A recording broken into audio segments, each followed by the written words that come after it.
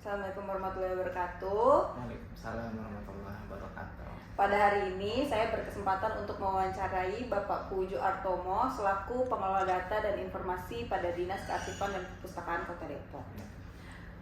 Untuk topik hari ini yaitu digitalisasi arsip sejarah di Kota Depok, Pak.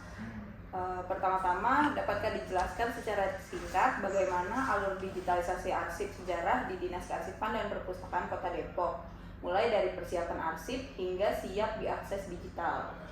Jadi untuk awal mulanya kita biasanya ada kegiatan yang bernama akuisisi arsip.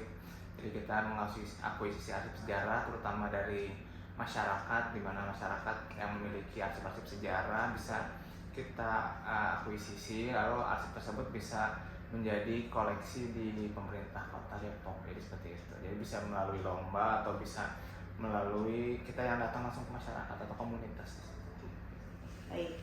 Lalu kedua, Pak, apa jenis arsip sejarah yang menjadi prioritas untuk digitalisasi? Misalnya arsip foto kah, atau dokumen tekstual, peta, atau audio visual? Ini kalau untuk saat ini, untuk yang cepatnya kita mengutamakan yang pertama adalah foto, karena foto itu kan yang paling mudah untuk dijadikan khasanah arsip. Sedangkan kalau untuk tekstual, terutama kalau untuk arsip-arsip kesejarahan, biasanya membutuhkan waktu yang lebih lama. Jadi kita prioritaskan dulu untuk arsip foto seperti itu. Baik. Lalu perangkat atau peralatan apa saja nih, Pak, yang digunakan dalam proses digitalisasi arsip? Jadi kita menggunakan scannernya juga ada beberapa jenis, ada yang flatbed namanya, ada juga yang scan snap, yang jadi berbagai macam scanner itu bisa kita gunakan untuk bisa mendapatkan hasil yang optimal dari arsip-arsip sejarah ini. Baik. Lalu bagaimana proses penyimpanan dan pengamanan arsip digital setelah selesai didigitalisasi? Jadi setelah selesai, tentunya kita buat daftar arsipnya, kita input informasi-informasi penting, dan kita simpan berdasarkan mungkin kejadian dari peristiwa arsip-arsip itu diciptakan. Lalu juga nanti pada akhirnya akan bermuara pada penyimpanan di sistem informasi jaringan nasional. Jadi di sana kita dari masyarakat bisa mengakses arsip-arsip sejarah di Kota Depok. Baik, Pak.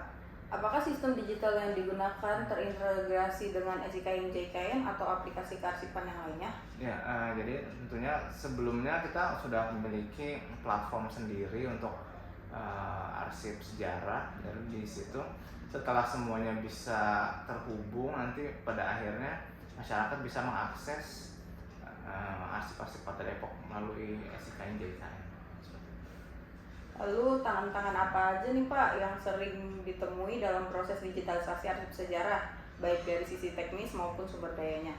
Ada beberapa kesulitan. Yang pertama mungkin kita perlu usaha untuk bisa menemukan arsip sejarah kita yang benar-benar memiliki nilai bersejarah itu ada di mana. Lalu mungkin tantangan kepada masyarakat, bagaimana cara kita berkomunikasi untuk bisa mendapatkan mengakuisisi dan juga bisa menentukan arsip itu memiliki informasi apa saja, dan juga berbagai macam lainnya, dari mulai penyimpanan sampai akhirnya ke akses yang bisa diakses oleh masyarakat.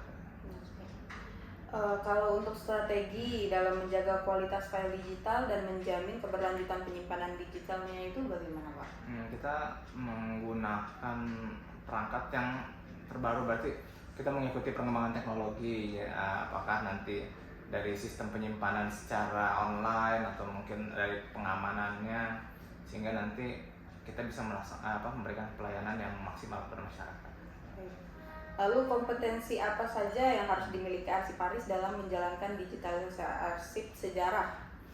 Jadi tentunya kita akan memberikan pembinaan kepada para yang terkait dari dinas-dinas terkait yang juga memiliki tanggung jawab terhadap arsip-arsip bersejarah ini, dan juga kita akan berkoordinasi dengan arsip nasional untuk bisa memberikan pelatihan yang terbaik untuk bisa mendigitalisasi arsip-arsip sehingga nantinya bisa disajikan kepada masyarakat. Dan yang terakhir, Pak, apa harapan Bapak terhadap program digitalisasi arsip sejarah di masa depan, terutama untuk generasi muda? Jadi jadi supaya kita bisa melestarikan sejarah, jadi nanti di generasi yang berikutnya bisa mengetahui bahwa sejarah Kota Depok secara utuh, sehingga mereka bisa mengerti dan menghormati budaya yang ada di sekitar mereka. Seperti itu aja. Nah, kalau seperti itu, sekian wawancara dari saya Pak. Terima kasih atas waktunya. Selamat Iya, iya. sih.